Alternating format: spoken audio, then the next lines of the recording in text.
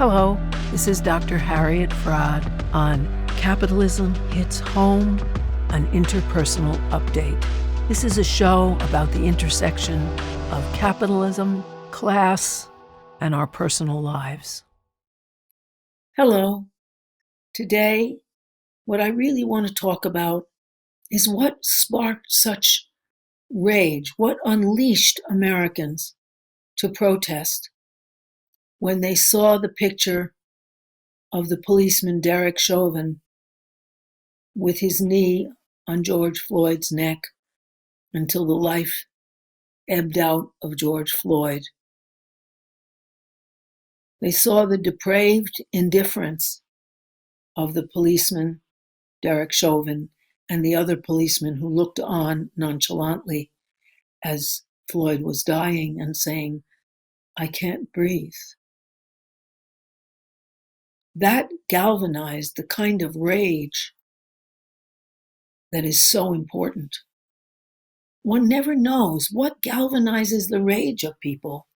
I know that in the French Revolution, basically it started when they raised the price of bread again. Bread is subsidized in France, and it's a huge staple for people.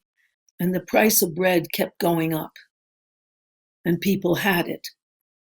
So when women went to get the bread for the family's meals that day, and the price of bread went up, they took to the streets, and people poured out of their homes in outrage.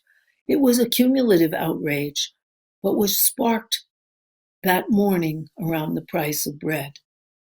And I think what happened with the murder of George Floyd was a galvanizing moment when Americans somehow emotionally understood that there has been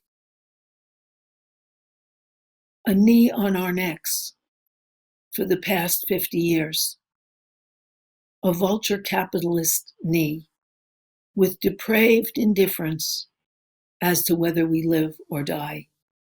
So, for example, someone like Jeff Bezos, the richest man in the world, who made over $25 billion since the pandemic, could, with a flick of the wrist, give protective equipment to every essential worker, every healthcare worker, every grocery worker, every delivery person in the city and in the United States.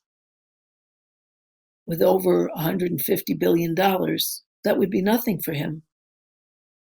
But he's indifferent. There's a depraved indifference. He can set up a policy so that at Amazon, where people are not properly spaced in the United States, of course, they're better off in France, where people have been on strike against Amazon, but where people are not adequately spaced, where there isn't adequate disinfection, where people are worked faster and faster and can't help but coming into close proximity with one another, Bezos decided in his grand generosity that the 2 weeks he allots for sickness before people lose their job if they stay home could be expanded by workers borrowing sick days from other workers. Didn't occur to him he could give everybody insurance or sanitize the place or space workers. It occurred to him in France because workers went on strike. They had a powerful left union behind them and decades of left unionism and awareness with big left parties in France who sympathize. We can't forget that if the electrical workers go on strike in France, the gas workers also turn off the gas. The transport workers stop running the subways and trains so that labor shows its strength. In the United States, labor is starting to understand its strength because capitalists have pushed on Trump to reopen because they can't make money unless somebody does the work to make money for them. At any rate, I think people realized there is a knee on our necks, and there is a depraved indifference to our welfare. Now, what am I talking about?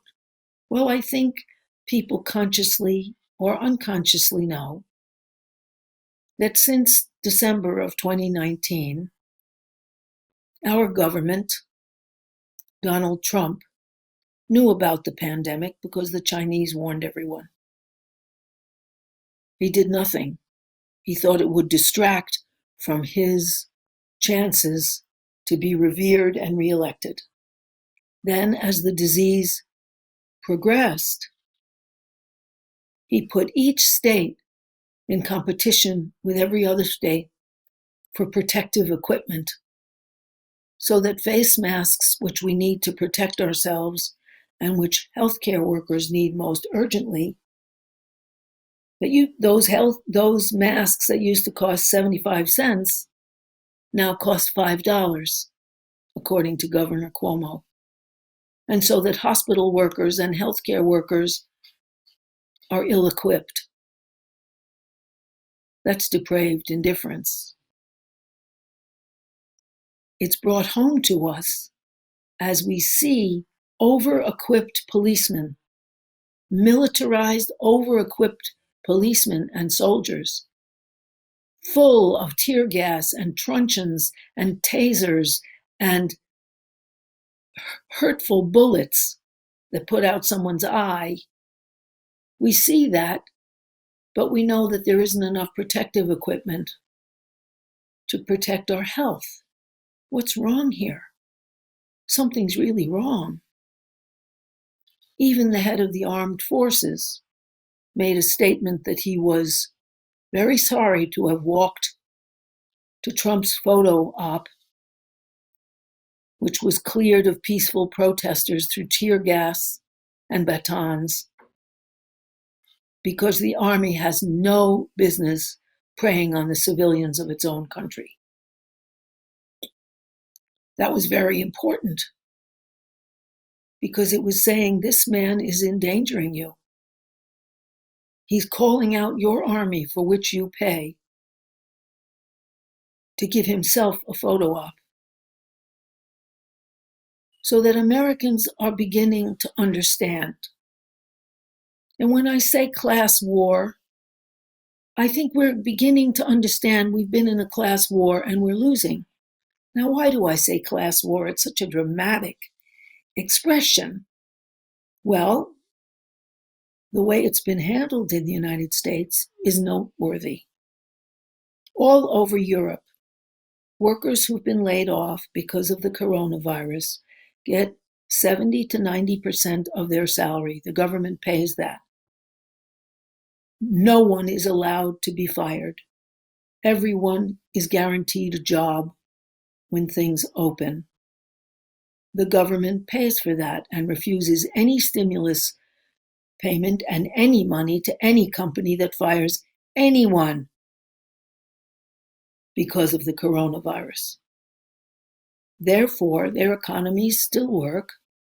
People can buy things. They get 70 to 90% of their income. They have all kinds of supports. People are calling their children. Teachers are tutoring their children online and on the phone. They have mental health services in operation because they know this is a frightening time, even though they're not at risk of starvation. But by our policies, we have people laid off without adequate money to live on. And now we have employers who will hire people fully realizing that we have at least 41 million unemployed. A country like Germany has 200,000 unemployed and gets very high unemployment benefits. But any employer who's a good capitalist knows that if there's at least 41 million people unemployed, then you can say to your employees, Well, we do have to reduce your salary, and we do have to reduce your lunch hour, and you do have to come in a half hour early and stay a half an hour late at your reduced salary. And of course, if you don't like it, you can leave. There are plenty of others to take your place. That's a class war. That's arming the employer while you disarm the employees. And I think Americans are realizing, oh my God, we have no protection. We have a leader at the top who is indifferent to our welfare, as indifferent as Derek Chauvin and his police buddies watching a man die and doing nothing as he begged for his life. So that Americans are frightened and not for nothing. And they're frightened enough to risk their lives to go to demonstrations, because now if you go to a demonstration with a lot of other people and you're all shouting into the air together and breathing in each other's air, even if you have a mask, it's very risky. But people are willing to risk their lives in order to say no. And although the banner is under Black Lives Matter, which of course is important because Blacks have been worse treated, and it's Black people who live near where they put the incinerator because it's a poor neighborhood and they don't believe people will fight back enough. It's Blacks who do not have the most fresh, nutritious food, which is more expensive. It's Blacks who particularly don't have health care and are in the kind of professions like domestic labor, physical labor that are not covered by union benefits. And so that they're much more prone to be ill. So by saying Black Lives Matter, we're saying lives matter, our lives matter.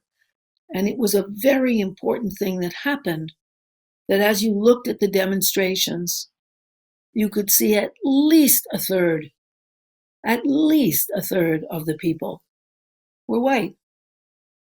Not brown or black, but white, because we're all in this together. The mass of the American people are choking on low salaries, no benefits, more and more taxes, as people like Trump brag that they don't pay any taxes.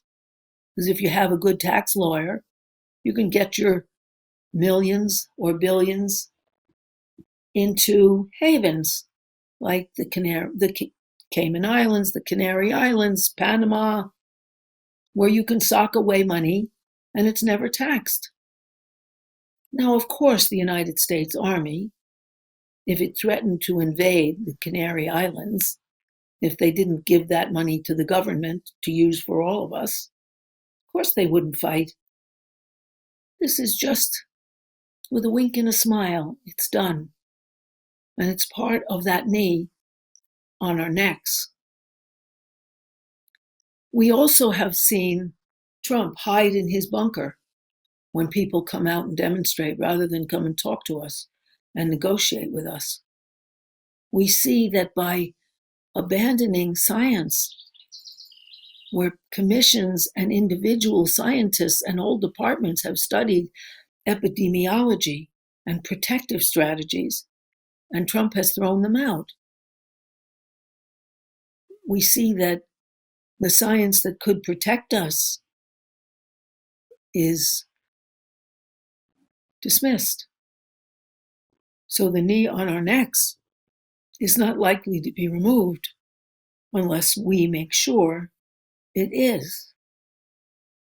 So that disregard for finding out how to cure us, keep us healthy, is part of that indifference that Americans are protesting with such well-deserved rage. We're realizing we're cogs in a profit machine for corporate America, for those 400 families that own more than half of the American population together. We also understand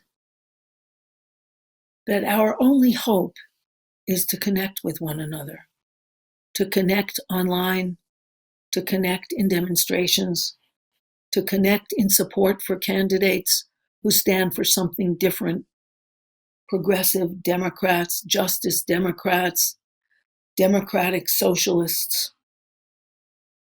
People are coalescing and coming together around progressive policies, things that are familiar to anybody who's ever heard Bernie Sanders or AOC speak, which is free healthcare, free quality healthcare. One of the reasons our people are dying sooner is out of deaths of despair. People are so unhappy. They look for moments of happiness through drugs. 600,000 people have died of overdoses since 1999. That's huge. Other deaths of despair are suicides. During this pandemic, suicides have spiked. In fact, in California, a doctor who's doing suicide studies, he's appalled. He said more people die every day of suicides in California than do of COVID, because people give up hope. These are deaths of despair. There are also deaths of mass murder. In May, there were 59 mass murders in the United States, more than one a day, almost two a day. And a mass murder, it's called a murder even if people are just shot up and in critical condition but not dead, is one in which at least 4 people are shot, not including the shooter who's doing the damage. Mass killings are an act of outrage and despair. These mass killers know that they will die too, and are willing to give their lives to show their rage against anybody who happens to be in their path. We also have much more shootings of people who know each other, domestic violence, extreme sexual abuse of children, and physical abuse of children. Now, partly that's because kids can't go to school where a teacher will notice the bruises, or a school nurse will, or a counselor can see a troubled child and talk.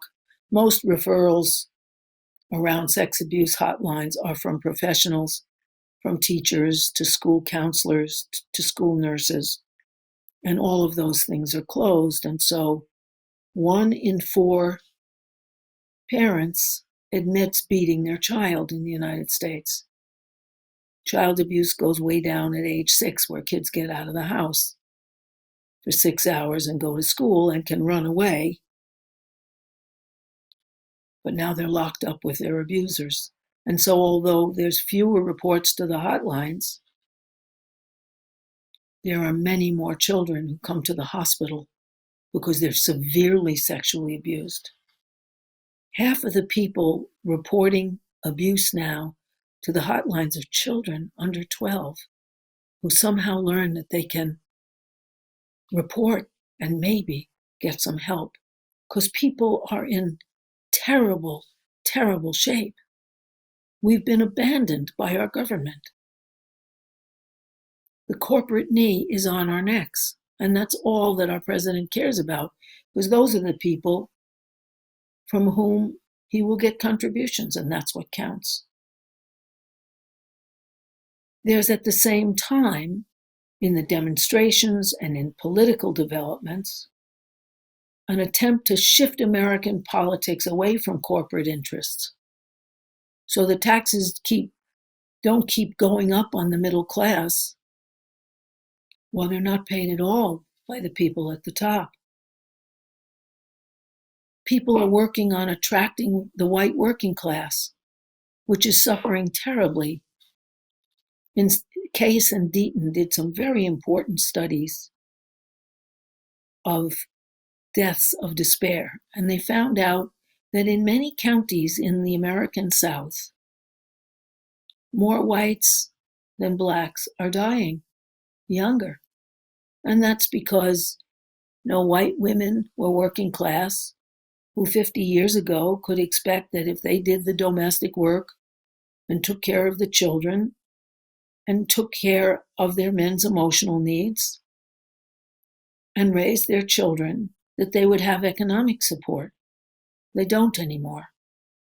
Now, the marriages that used to be stable, I'm not saying they were great, but they were stable and people could count on some stability in their emotional lives, they're gone too.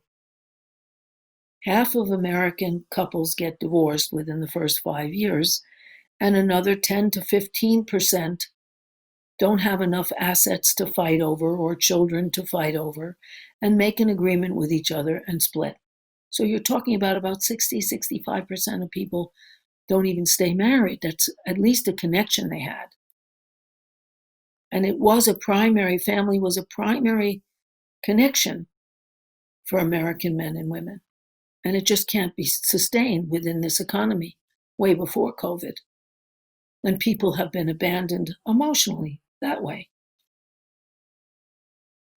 Now, what's going on here? Let's look at it in the next episode to figure out what's happening and what we can do about it. Because as long as there's life, there's hope. And there certainly is hope for change. To be continued. Thank you for listening. This episode has been brought to you by Democracy at Work. Please support our work. Visit our website at democracyatwork.info.